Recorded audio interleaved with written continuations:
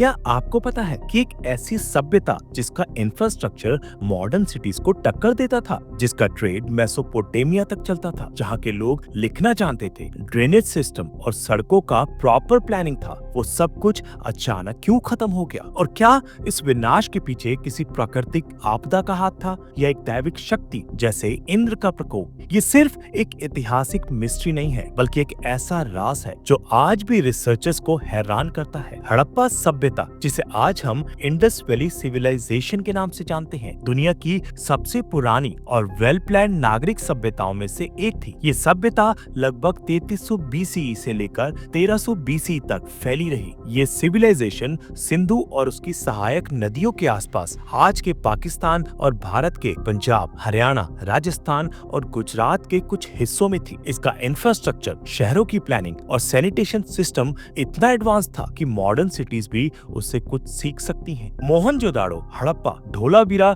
लोथल जैसे साइट्स पर की गई एक्सकवेशन से ये पता चला कि उनकी सड़कें परफेक्टली अलाइन थी। घर पक्की ईंटों से बने होते थे और हर घर में बाथरूम और सोप पिट था। हर गली के नीचे कवर्ड ड्रेनेज सिस्टम था जो हर घर से निकलने वाले वेस्ट वाटर को कलेक्ट करता था। इससे ये पता चला है कि उनकी सोसाइटी सैनिटेशन और हाइजीन को कितनी इंपॉर्टेंस देती थी। उनके पास एक लिखने की भाषा थी जिसे अब तक पूरी तरह से समझा नहीं गया है। वो ट्रेड के लिए सील्स का यूज करते थे। हड़प्पा के लोग मेसोपोटामिया से भी व्यापार करते थे, जिसका सबूत लोथल और मेसोपोटामियन सिटीज में मिले सिमिलर सील्स और आर्टिफैक्ट से मिलता है। उनका इकोनॉमी एग्रीकल्चर पर आधारित था, लेकिन उन्होंने क्राफ्ट्स और मेटलर्जी में भी प्रोफिशिएंसी हासिल की थी। हड़प्पा के लोग ब्रॉन्ज और कॉपर के टूल्स बनाते थे और ऑर्नामेंट्स बनाना उनका एक प्रमुख काम था। सब कुछ ठीक चल रहा था, लेकिन 1900 BC के बाद से हड़प्पा के शहरों में एक पैटर्न दिखने लगा। लोग शहरों को छोड़ रहे थे, कंस्ट्रक्शंस रुक गई थी और सभ्यता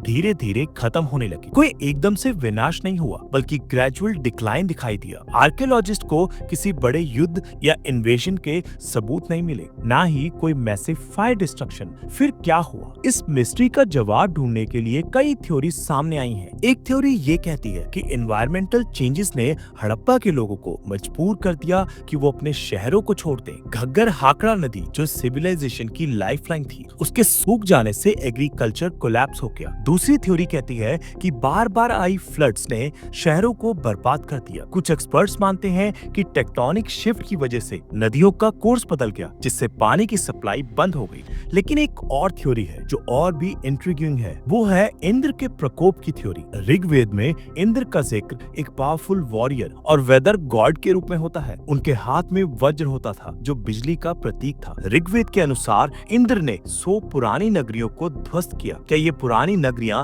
हड़प्पा सिटीज थी? क्या वैदिक लोगों ने हड़प्पा के विनाश को अपने देवता इंद्र की जीत के रूप में लिखा? ऋग्वेद की लैंग्वेज सिंबॉलिक है। जब वो कहते हैं कि इंद्र ने नगरियों को ध्वस्त किया, तो हो सकता है कि इसका अर्थ है कि प्राकृतिक बलों ने उन्हें डिस्ट्रॉय किया। इंद्र को बारिश और तूफान का देवता माना जाता था। अगर हड़प्पा के डिक्लाइन के टाइम पे कुछ ऐसे एनवायरमेंटल डिजास्टर्स आए, जैसे लॉन्ग टर्म ड्रॉट, फ्लड्स या एक्सट्रीम वेदर कंडीशन, तो लोगों ने उन्हें इंद्र का गुस्सा समझा होगा और ऐसे दैविक एक्सप्लेनेशंस ने बाद में वैदिक कथाएं बनाई। वैदिक लोग जो नॉर्थ वेस्ट से माइग्रेट करके भारत आए थे, उनका सामना हड़प्पन लोगों से हुआ होगा। उनका धर्म और सभ्यता अलग थी।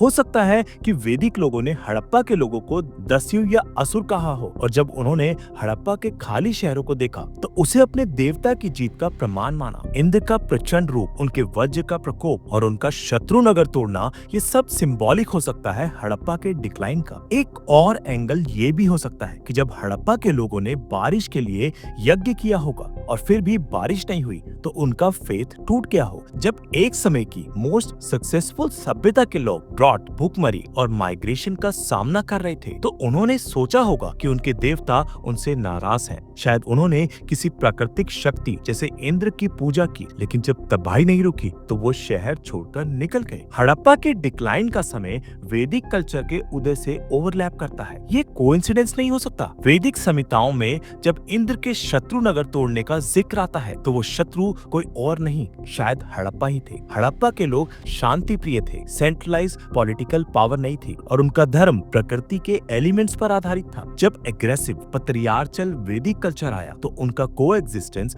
मुश्किल हो गया होगा। और आज भी जब हम हड़प्पा के आर्कियोलॉजिकल साइट जाके देखते हैं तो किसी युद्ध का सबूत नहीं मिलता, लेकिन science of long term water stress, drought और शिफ्ट इन पॉपुलेशन मिलते हैं। ये बताता है कि एनवायरनमेंट का इम्पैक्ट कितना पावरफुल हो सकता है। एक सभ्यता जो 800 साल तक टिकी रही वो सिर्फ पानी के खत्म होने से टूट गई। और यही सब कुछ वैदिक सिंबोलिज्म में इंद्र के प्रकोप के रूप में दिखाया गया। ये कहानी हमें आज भी बहुत कुछ सिखाती है। जब एक इतनी बड़ी और विकसित सभ्यता क्लाइमेट क्राइसिस के सामने टिक नहीं पाई तो आज हम किस मुंह से कह सकते हैं कि हम सेफ हैं। आज भी ग्लोबल वार्मिंग, पानी की कमी और एनवायरनमेंट के खिलाफ जाने वाले एक्शंस हर दिन बढ़ रहे हैं। आज भी ग्लेशियर पिघल रहे हैं, रिवर्स सूख रही हैं और एक्सट्रीम वेदर हमारे शहरों को बर्बाद कर रहा है। हड़प्पा का विनाश सिर्फ एक हिस्टोरिकल इंसिडेंट नहीं बल्कि एक इकोलॉजिकल वार्निंग है। और इंद्र का वज्र आज भी घूम रहा है, न बिजली बनकर न तूफान बनकर, बल्कि क्लाइमेट चेंज के रूप में। अगर हमने नेचर के साथ संवाद नहीं किया तो इंद्र का प्रकोप फिर से हमारे शहरों पर टूट सकता है। हड़प्पा के लोगों के पास साइंस नहीं था, लेकिन हमें तो पता है कि क्या हो रहा है। फिर भी अगर हम नहीं जागे तो हमारा अंजाम भी वही होगा। अगर आपको लगता है कि ये कहानी सिर्फ पुरानी नहीं बल्कि आज भी रेलेवेंट है तो इस वीडियो को लाइक करें, शेयर करें और चैनल को सब्सक्राइब करें। नीचे कमेंट में लिख के बताएं क्या आप मानते हैं कि इंद्र का सिंबॉलिक गुस्सा आज भी जिंदा है, और अगर हाँ तो हम उससे बचने के लिए क्या कर रहे हैं।